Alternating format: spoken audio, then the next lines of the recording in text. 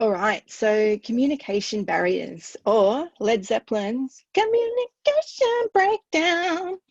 I don't know that song very well.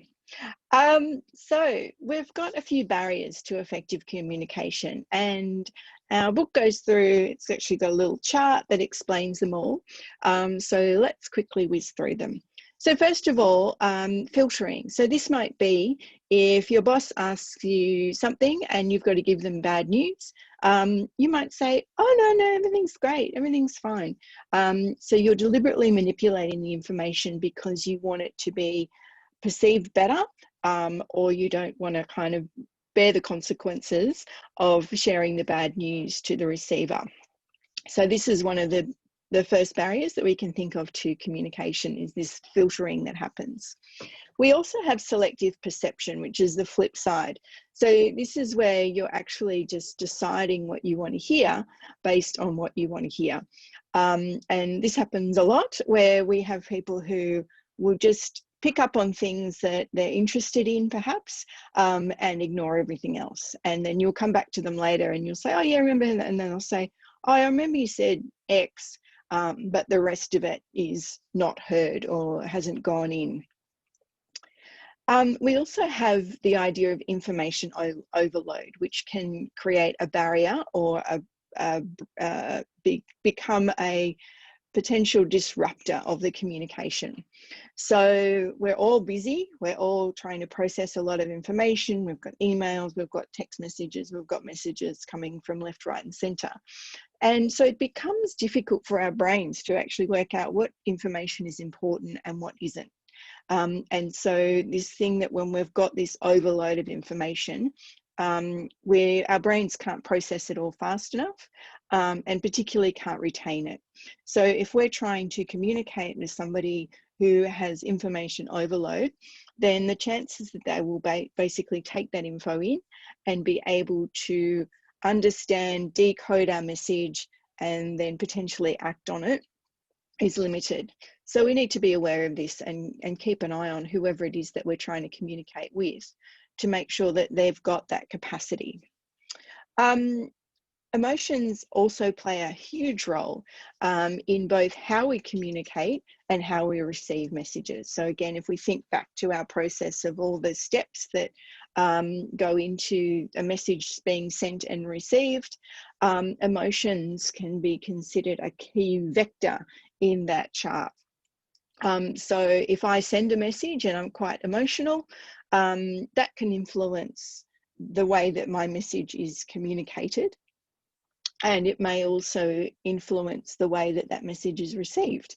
So if I send a message that's full of a lot of love and compassion, then that will obviously be interpreted in a different way than if I sent the same kind of message with a lot of anger or frustration attached to it.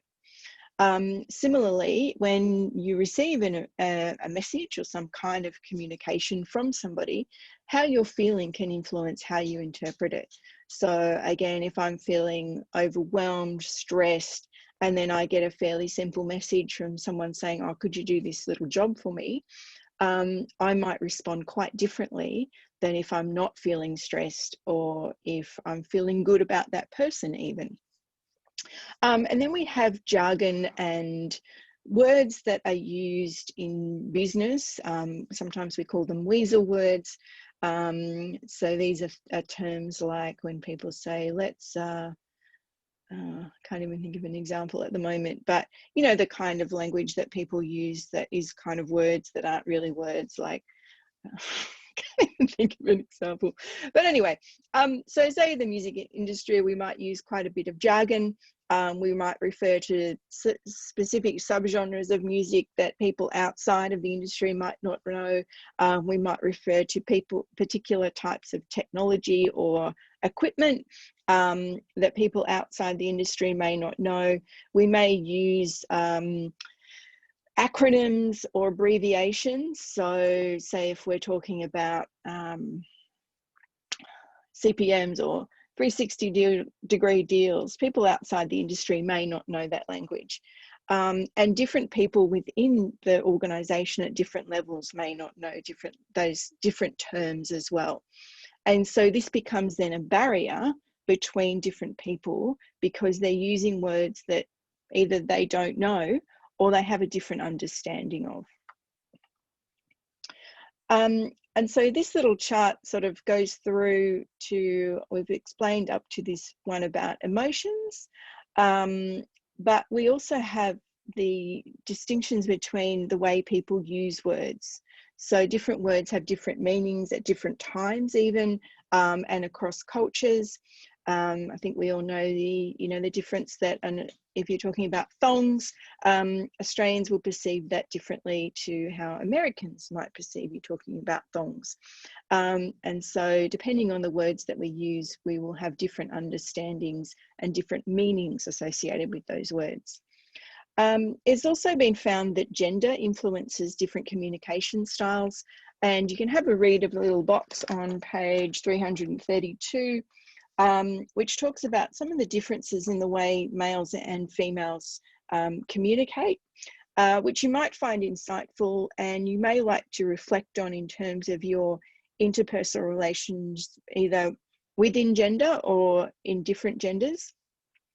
Interestingly, they don't talk about, they seem to only really be talking about cis folk. So whether there's differences in non-cis folk, I'm not sure. And the degree to which sexuality plays a role, I don't know either. But certainly there seems to be some differences in the way that males and females communicate, and the intention of their communications, that provides both disadvantages and advantages to each gender, and can have different outcomes in the workplace as well.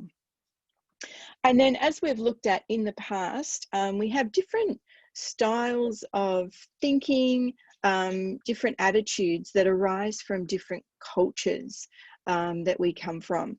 So in Australia, we tend to have a much more relaxed and informal communication style, which will be quite different in other cultures. And so if we are communicating with people from other cultures, they may react differently to the way that we communicate.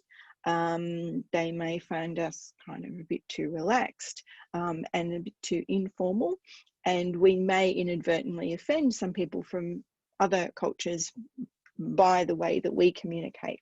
So these again are just things that we need to be aware of when we're thinking about how we want to communicate effectively, and just having a bit of an understanding about, beyond this, our intention or our interpretation of what's going on, the different layers of things that might be going on at any given time in the way that communication is or is not happening.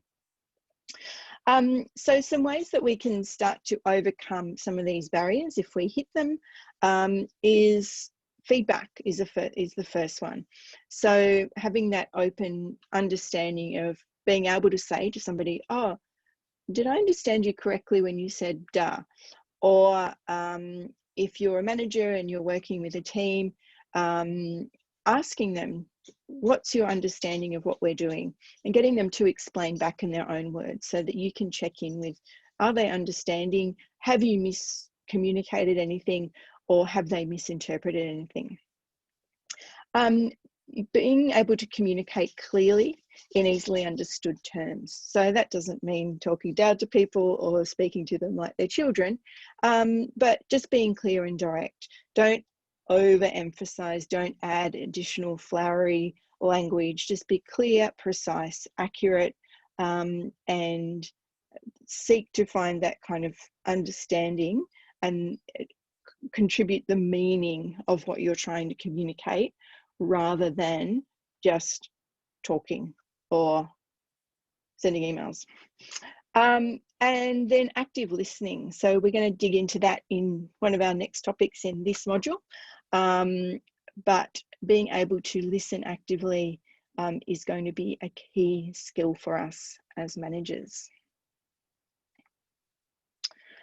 We also want to be really careful with our emotions. Emotions are great and useful, but where we have particularly heightened emotions, these can sometimes derail the communication that we're trying to achieve, depending on what we're trying to achieve, right? So if we're trying to express affection for somebody, we might not want to constrain our emotions. If we're trying to express frustration and anger, sometimes that can be important in order to make our message clear. But what we want to be able to do is preserve the relationship and preserve the performance of the people that we're working with throughout that communication process. So we need to be able to calibrate our emotions to the situation and be able to use our emotions in a way that supports whatever the message is that we're wanting to communicate, rather than it overtaking and derailing our message. And then we also want to watch for any non-verbal cues. So using people's response as feedback, so that we can monitor and be making aware, okay, are they actually understanding? Do I need to explain anything in a bit more detail?